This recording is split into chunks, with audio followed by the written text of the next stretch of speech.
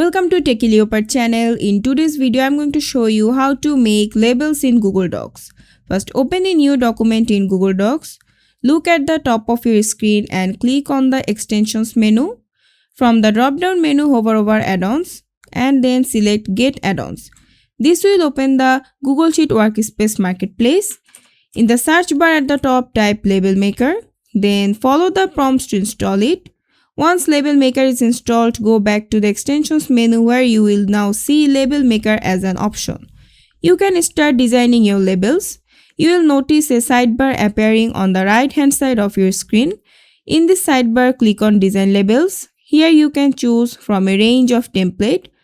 Let's use 5160 template for this example, as it offers a variety of formatting options to create the exact look you want for your labels.